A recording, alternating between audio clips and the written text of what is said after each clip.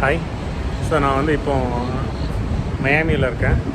Almost என்னுடைய ட்ரிப்போடைய கடைசி நாள். இன்றைக்கி வந்து ஒரு திங்கக்கிழமை. நாளைக்கு செவ்வாய்க்கிழமை நைட்டு வந்து நான் ஃப்ளைட் ஏறுறேன். ஸோ இப்போ வந்து நான் 4 நாள் 5 நாள் வந்து வாஷிங்டனில் இருந்தேன். அதுக்கப்புறம் கடைசியாக ஒரே ஒரு ஊரை மட்டும் பார்த்துட்டு போயிடலாம் அப்படின்னு நினச்சி நான் மயாமி டிக்கெட் போட்டேன். ஸோ 6 மணிக்கு வாஷிங்டனில் கிளம்புனா 9 மணிக்கு மயாமி. ஸோ ஃபுல்லாக ஒரு நாள் ஃபுல்லாக சுற்றி பார்த்துட்டு அடுத்த நாள் மத்தியானம் கிளம்புனா அப்படின்னா ஈவினிங் வந்து வாஷிங்டன் போயிடும். அங்கேருந்து ஃப்ளைட் ஏறிடலாம் அப்படிங்கிறதான் பிளானு. ஆனால் இங்கே என்ன பண்ணிட்டாங்க அப்படின்னா கரெக்டாக என்னுடைய 6 மணி ஃப்ளைட்டை மட்டும் கேன்சல் பண்ணிட்டாங்க. அதே ஏர்லைனில் இருக்கிற எல்லா ஃப்ளைட்டும் போகுது, ஆனால் என்னுடைய ஃப்ளைட்டு மட்டும் கேன்சல் ஆகிடுச்சு. ஸோ என்ன பண்ணாங்க அப்படின்னா மயாமியிலேருந்து மயாமி போகிறதுக்கு வாஷிங்டன்லேருந்து சார்லட் அப்படிங்கிற ஒரு ஏர்போர்ட்டுக்கு வந்து என்னை டைவர்ட் பண்ணி அங்கேருந்து நீங்கள் இன்னொரு ஃப்ளைட் எடுத்துக்கிட்டீங்க அப்படின்னா நீங்கள் டைரெக்டாக வந்து மயாமி போயிடலாம் அப்படிங்கிற மாதிரி அவங்களே என்னை கேட்காம மாடிஃபை பண்ணி போர்டிங் பாஸ்லாம் ரெடி பண்ணி வச்சுட்டாங்க. ஸோ நான் ஏர்போர்ட் போனோன்னா பார்த்தோன்னா ஷாக் ஆகிடுச்சு. ஒரு வேளை ஃப்ளைட்டை கேன்சல் பண்ணிவிட்டு நீங்கள் வேறு புக் பண்ணி நீங்களே பார்த்துக்கோங்க அப்படின்னு சொல்லுவாங்கன்னு நினச்சேன். பட் ஸ்டில் வந்து என்ன பண்ணியிருக்காங்க அப்படின்னா நான் 9 மணிக்கு ரீச் ஆக வேண்டியது இப்போ 2 மணிக்கு ரீச் ஆகிருக்கேன். இப்போ 2 மணினா இப்போ டைம் வந்து ஆமாம், நான் 9 மணிக்கு மயாமியில் லேண்ட் ஆக வேண்டியது இங்கே இப்போ 2 மணிக்கு லேண்ட் ஆகிருக்கேன். ஸோ ஒரு 5 மணி நேரம் வேஸ்ட் ஆகிடுச்சு. சுற்றி பார்க்குறது முடியாமல் போயிடுச்சு. பட் இருந்தாலும் பரவாயில்ல. நான் இப்போ இங்கே இறங்கி ஒரு அட்லீஸ்ட் ஈவன் ஒரு 5 o'clock போனாலும் ஓரளவுக்கு என்னால் சுற்றி பார்க்க முடியும். ஸோ முடிஞ்ச அளவுக்கு மயாமி எப்படி இருக்குது அப்படிங்கிறத புரிஞ்சுக்க முடியும். ஸோ வாஷிங்டன் டு சார்லட் 1 மணி நேரம் ஃப்ளைட்டு. சார்லட் வந்து one of world's busiest 7th airport அப்படின்னு சொல்கிறாங்க பேசஞ்சர் டிராஃபிக் ஹேண்டில் பண்ணுறதுல. ஸோ பார்க்குறக்கே பயங்கரமாக இருந்துச்சு. ஏகப்பட்ட ஃப்ளைட்டு, ஏகப்பட்ட பேசஞ்சர்ஸ். ஸோ அங்கே ஒரு கொஞ்சம் நேரம் இருந்துட்டு அங்கே ஒரு 1.5 மணி நேரம் வெயிட்டிங் டைம் இருந்துட்டு அங்கேருந்து அப்படியே கிளம்பி நான் ஆக்சுவலாக மயாமி ஏர்போர்ட் மாதிரி தெரில, இது ஹாலிவுட் ஏர்போர்ட் மாதிரி இருக்குது. மயாமியில் 2 ஏர்போர்ட் இருக்குதுன்னு நினைக்கிறேன். ஸோ இப்போ இந்த ஹாலிவுட் ஏர்போர்ட்டில் இறங்கி இங்கேருந்து ஒரு பஸ்ஸு 2-3 பஸ்ஸே மாறணும் அப்படின்னா நான் போக வேண்டிய ஹாஸ்டல் போயிடலாம். போயிட்டு ஃபுல்லாக செக்இன் பண்ணிவிட்டு அப்படியே அங்கேருந்து கொஞ்சம் மயாமி சுற்றி பார்த்துட்டு மயாமி பீச் எப்படி இருக்குன்னுலாம் பார்த்துட்டு, இது வரைக்கும் மயாமி பீச்சில் வந்து தமிழ் வாக்கிங் டூர் பண்ணது கிடையாது. ஸோ அதை பண்ணலான்னு நினைக்கிறேன். ஸோ பண்ணிவிட்டு நைட்டு போய் கொஞ்ச நேரம் தூங்கிட்டு காலையில் மதியானம் கிளம்பி வந்து போக வேண்டியதான். எனக்கு தெரிஞ்சு இது வந்து ஒரு ரொம்ப சேலஞ்சிங்கான அடுத்த ஒரு 24 hours இருக்கும்னு நினைக்கிறேன். ஏன்னா இப்போ இங்கேருந்து நான் போய் சேர்றதுக்கு நான் இருட்டுறதுக்கு முன்னாடி 6 மணிக்கு முன்னாடி எப்போ போய் சேர்ந்தாலும் லாபம் தான் நமக்கு. அது மட்டும் இல்லாமல் நாளைக்கு வந்து நான் இங்கே 2 மணிக்கு ஃப்ளைட்டு கரெக்டாக எடுத்தேன் அப்படின்னா 5:50க்கு போய் சேருவேன் நான் வாஷிங்டன். 10 மணிக்கு ஃப்ளைட்டு பார்த்தா ரொம்ப ஈஸியாக தான் இருக்குது. ஆனால் நடுவில் ஒரு 60-70 கிலோமீட்டர் இருக்குது. ஸோ அதை மேனேஜ் பண்ணி போகிறது வந்து கொஞ்சம் கஷ்டமான விஷயந்தான். முடிஞ்ச அளவுக்கு எனக்கு தெரிஞ்ச எல்லா ஆப்ஷன், எல்லா பாசிபிலிட்டியும் எக்ஸ்ப்ளோர் பண்ணி வச்சுருக்கேன். பார்ப்போம் என்ன நடக்குது அப்படின்னு. எனக்கு தெரிஞ்சு கொஞ்சம் நெக் டு நெக் டைமில் போய் சேர்கிற மாதிரி தான் இருக்கும்னு நினைக்கிறேன். பார்ப்போம் என்ன நடக்குது அப்படின்னு.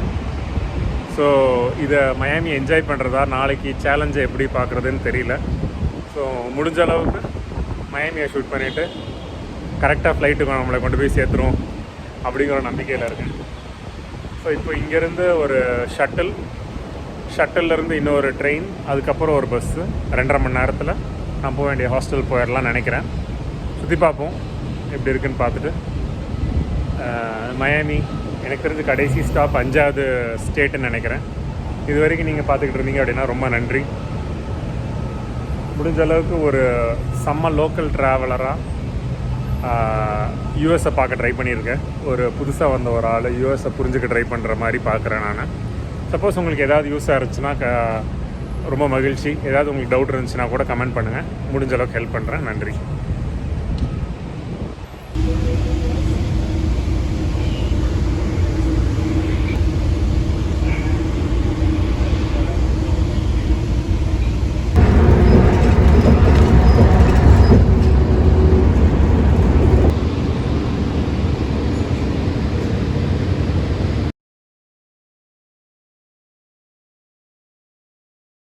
Hi.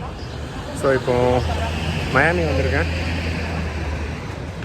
Definitely one of the best எக்ஸ்பீரியன்ஸ்னு சொல்லலாம். எனக்கு தெரிஞ்சு நான் ஒரே ஒரு நாள் ட்ரிப்புக்காக இவ்வளோ செலவு பண்ணதே கிடையாது. மேபி இந்த கடைசியில் சொல்கிறேன் எவ்வளோ செலவாச்சு அப்படின்னு. ஸோ பயங்கரமாக இருக்குது.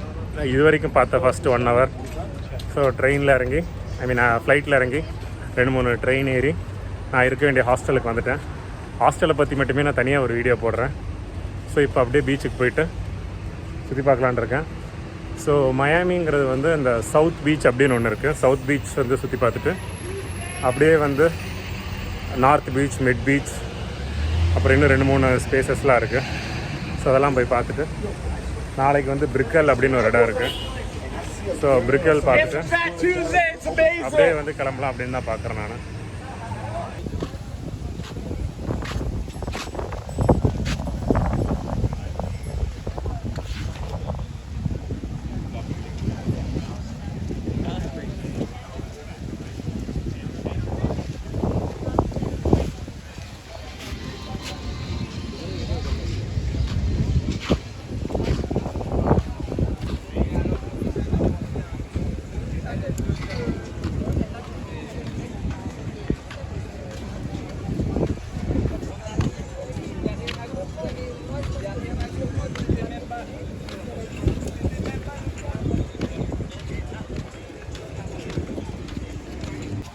ஸோ இந்த பார்க் பேர் வந்து லும்மஸ் பார்க் அப்படிங்கிறாங்க. பயங்கர ஃபிட்னஸ் ஓரியன்டாக நிறைய பேர் இங்கே இருக்காங்க. ஸோ வந்து மயாமிங்கிறது வந்து எவ்வளோ தூரத்துக்கு பார்ட்டி பிளேஸ் மாதிரி ஃபேமஸாக இருந்தாலும் அதுக்கு ஈக்குவலாக அதோடைய ஃபிட்னஸ் அண்ட் வந்து பீப்புளோடைய லைஃப் ஸ்டைலுமே வந்து இங்கே ரொம்ப ஃபேமஸாக பேசப்படுது.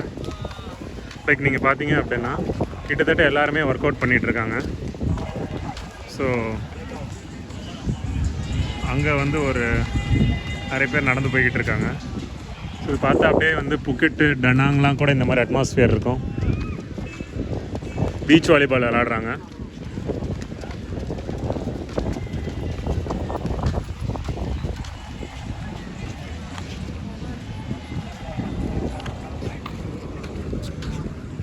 எனக்கு தெரிஞ்சு இங்கே சுற்றி நான் ஒருத்தன் தான் இந்தியன் மாதிரி இருக்கிறேன்.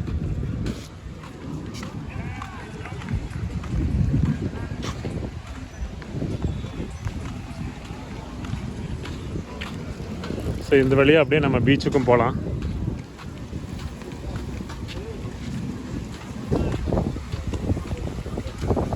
இன்னும் கொஞ்சம் தூரம் போய் இந்த பார்க் எப்படி இருக்குன்னு பார்த்துட்டு அப்படியே பீச் போகலாம்.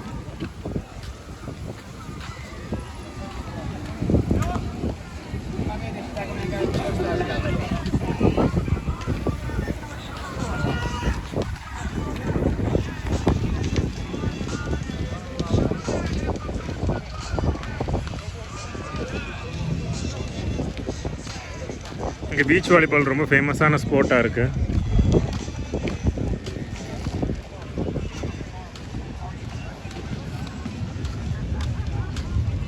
ஸோ இங்கே வந்து பீச் வேர்ஸ்லாம் போடுறவங்க வந்து ரொம்ப காமனாக இருக்குது. ஸோ ரோட்டில் நடந்து போகிறதெல்லாம் கூட அடிக்கடி பார்க்க முடியுது. பீச் வாலிபால் வந்து நான் சென்னையில் கூட ஒரு நல்ல என்டர்டெயின்மெண்ட்டாக இருந்திருக்கலாம். ஆனால் அவ்வளோக்கா சென்னையில் கிடையாது. நான் வியட்நாமில் 2-3 ஊர்களில் பார்த்துருக்கேன். பீச் ஃபுல்லாகவே உட்காந்து பீச் வாலிபால் தான் விளாடுவாங்க. யாராவது சென்னையிலையும் பண்ணால் நல்லாயிருக்கும். ஸோ இந்த சைக்கிள்லாம் வந்து எனக்கு தெரிஞ்ச ஒரு நாளைக்கு $25 மாதிரி இருக்குது. ஸோ அதை எடுத்துகிட்டு ஹையர் பண்ணிவிட்டு நம்ம வந்து ஊர் ஃபுல்லாக சுற்றி பார்த்துக்கலாம். சப்போஸ் நடக்கிறதுக்கு எனக்கு விருப்பம் இல்லை, நடக்கிறதுக்கு டயர்டாக இருக்குது அப்படின்னா.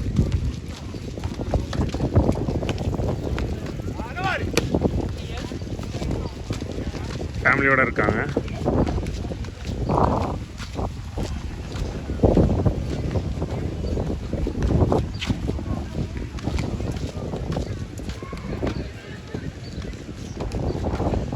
ஏகப்பட்ட பீச் வாலிபால் கோர்ட்டு கட்டி வச்சுருக்காங்க. இங்கே லானில் நிறைய பேர் உட்காந்து ரெஸ்ட் எடுத்துகிட்டு இருக்காங்க.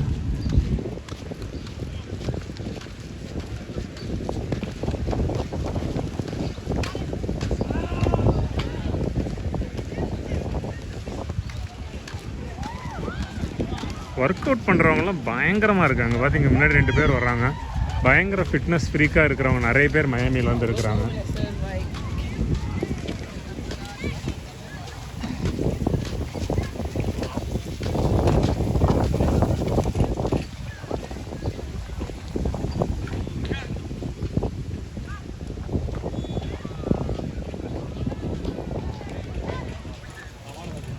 ஸோ அப்படியே நம்ம இந்த வழியாக எடுத்து பீச்சுக்கு போக போகிறோம்.